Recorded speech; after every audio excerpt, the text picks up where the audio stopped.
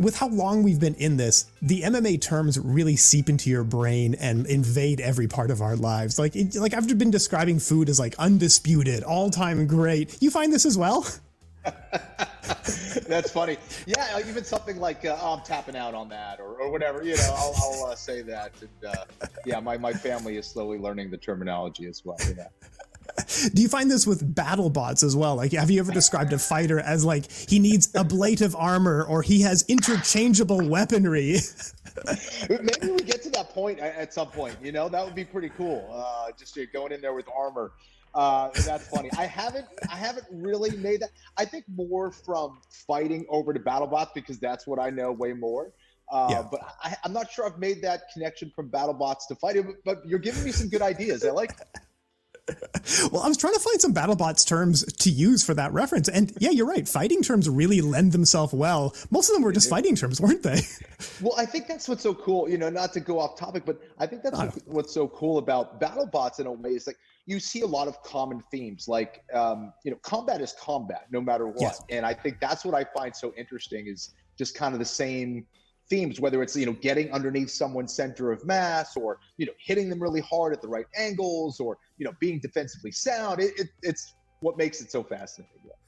Oh, it's a ton of fun to watch as well. Yeah. And I think there's another season coming up next year, but we got to get to some PFL action here before we plug all that. I want you to take a victory lap here because when news broke about Francis Ngannou being a free agent, you were the first and loudest voice to say, get him in the PFL. And man, look at us now. Look at what we got out of this. This is a huge deal, Francis, in the PFL, right? It was all me. It was all me. I deserve 100% of the credit. No. You know, thank you. You know, I tried to, you know, chirp about that because I really felt that he would have been such a game changer in a lot of different ways. You know, you're talking about one of the biggest signings in mixed martial arts history. And, you know, taking him from such a behemoth like the UFC, I think was a big deal. Not only for Francis, but for the sport in general, because I think it gets other fighters to go, you know what, there actually are other options outside of the UFC if necessary. And I think it's a great time to become to be a mixed martial arts fan and to be a mixed martial arts fighter right now. I think it's perfect. So I think, you know, these are the things, these are kind of the momentum shifts that could happen. And I imagined it to be that way. And it certainly has been that. I think time will tell whether that is the case. But I think it starts a very new, interesting wave within mixed martial arts.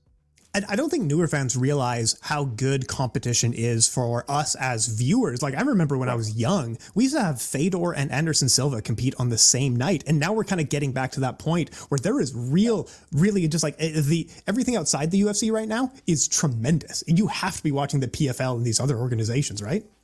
I think so. I think the level is getting better all the time. Now, you know, anytime you are first to the market, you have such an advantage, right? And people just know what they know. They know what they see. And a lot of people haven't turned on to the PFL just yet. And just because it's out in some other organization, you know, a lot of people go, well, it's not the UFC, this and that.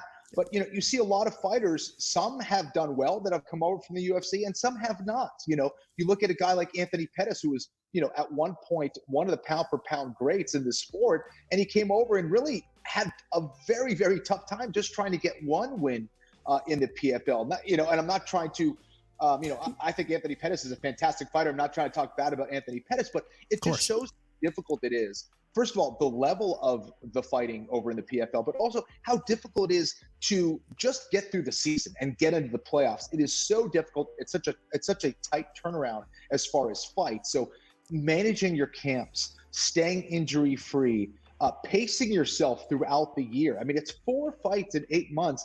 I don't know of many fighters that can do that, that can get through that healthy and win all of those is extremely difficult. I don't care who you are, what kind of skills you have. It's extremely difficult. And for those guys that are able to do that in the PFL, they are studs, whether, you know, no matter what, you know, the durability, the reliability, you know, the intelligence to get through those fights is no easy task. So I think it offers a different flavor for the mixed martial art fan out there.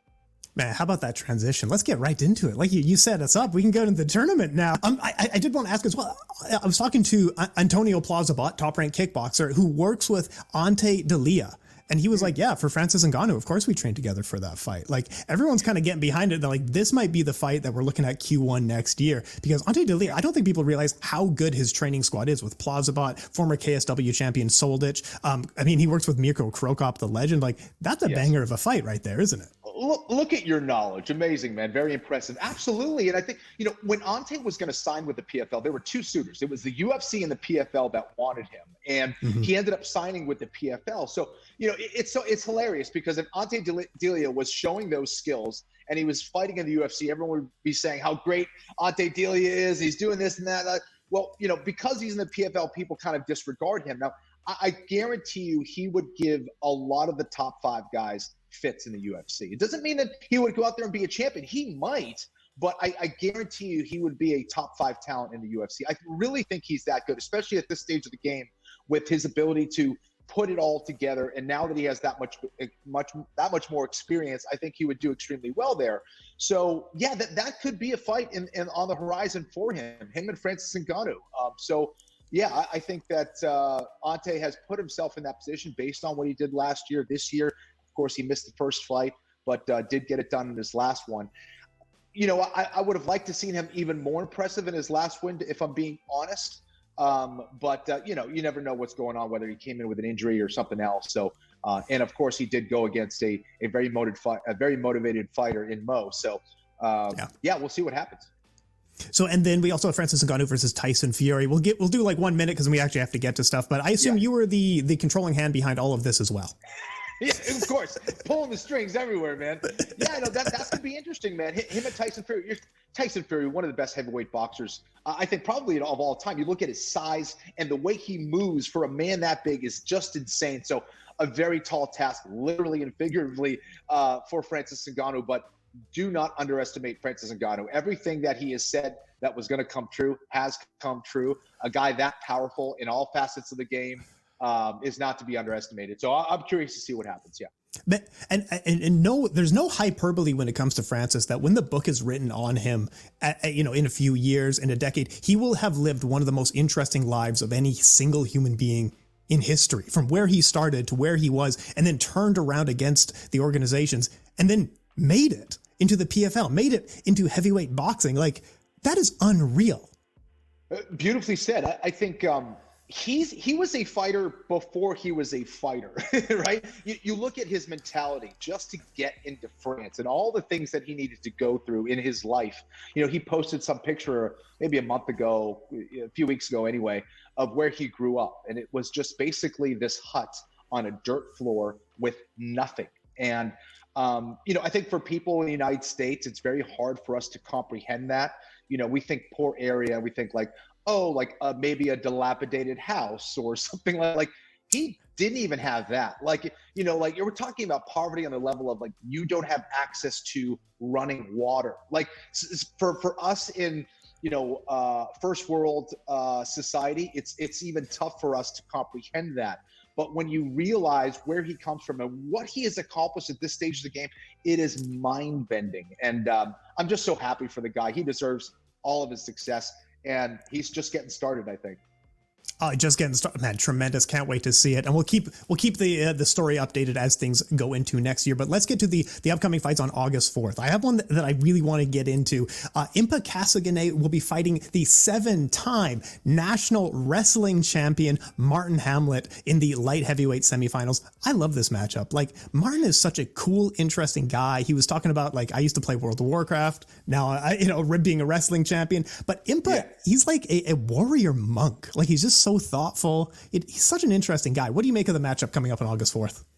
I love the assessment. I think that's accurate. I think Impa Kasanganay, even though Marthin Hamlet is called the dark horse, I think Impa is probably the dark horse in that division. I think he's one of the guys that could go out there and win it all. And, of course, he's not, what a lot of people consider the favorite.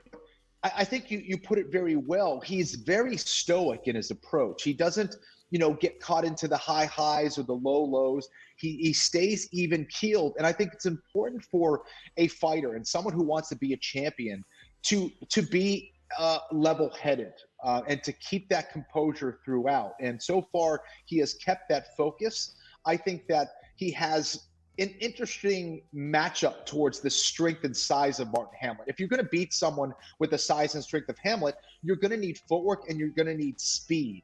And I think he has those things that could give Marthin Hamlet a very difficult time. Of course, he's got to stop the takedown. He's got to find a way to get on the inside without giving up that takedown.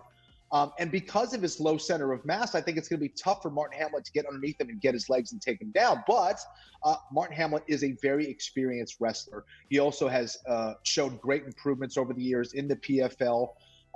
And his size and strength is significant. And again, we always see him better. So he's a guy that could get to the final. So watch out for that. But I think that's going to be a fantastic fight, as you said. Yeah, I'm so excited for that one. But if one person that I just can't get out of my mind, like when this person beat Kayla Harrison last year, we did like 45 minutes on a podcast just talking about like, where does this rank in all-time upsets? Because this is amazing. And with Larissa Pacheco, the framing is that for her entire life, she's been the underdog. She's not anymore. Like, who can stop her? She's the favorite to stomp over everyone in this division, and she's going to be fighting on August 18th. I'm pumped for it. What do you think of Larissa? She's an absolute juggernaut, and certainly the favorite heading into this. You look at everything that she has done over the last couple of years. She has only improved. She is an absolute finishing machine. And talking with her, she seems like this brute, when she gets out in the gets out there in the cage and just decimates her opponents. But when you talk to her behind the scenes, she is so intelligent and she knows exactly what she's doing, why she's doing it, and how she needs to do it. Like, her breakdown of fighters is always so dang accurate. So I think her MMA IQ, her knowledge of the game is something that is underestimated due to the fact that she just goes out there and, destroys her opponents with power and speed. And of course that is significant for sure, but I think people will go on to appreciate her overall skill and execution as a fighter. And I said it after she beat Kayla Harrison, she cannot be denied as one of the best female fighters in the world. And I have loads of respect for Amanda Nunes, but in my opinion, the way that she matches up, I was saying she is one of the few that probably can match the striking of Amanda Nunes as far as speed, power, technique. Of course, Amanda Nunes has retired. I wish her the best. She is one of the sweetest people in the sport. But I saw Larissa Pacheco as maybe the only one who could beat someone like a Nunes. Just unreal stuff. And then we got 1 minute. Let's talk about Sadibou Sy. He's going to be fighting on August 23rd. He's one of the most exciting fighters in the PFL. 2 knockout wins already in 2023. Come on. He is must-see TV. He really is. And not to mention that last fight, he called the knockout. He said, I want a viral knockout. Well, that's exactly what he did. To call that out with that level of confidence and actually go out and execute it is just insane. And we're seeing Sadibou Sy put it all together, as far as his mental skills, his physical skills, his technical skills. It's all coming together. Why? He always had that striking, but he didn't always have that grappling skill. So now that he's confident that he can keep it on the feet, he's letting those weapons fly, and man, are they flying. Oh man, look at us. It's so hard in this industry. Like, we're just so long-winded. I got like 1% of my notes we got through. So much other stuff. But here, Kenny, Florian, you get the last word here. Talk us on out of here. Got about 30 seconds left. Shout out who you need to shout out. Thank who you need to thank. All that good stuff, my friend. Thanks so much, man. Not a whole lot to shout out. You can check me out at Kenny Florian, whether it's on Twitter or Instagram, and hit me up if you have any questions. And wanted to give a shout out to the Ante and Florian podcast if you guys want to check that out on the DraftKings YouTube channel or anywhere, audio-wise, anywhere there's a podcast platform. You can check it out. So appreciate it so much, man. And hopefully we'll talk soon. Appreciate your time. Thank you, sir.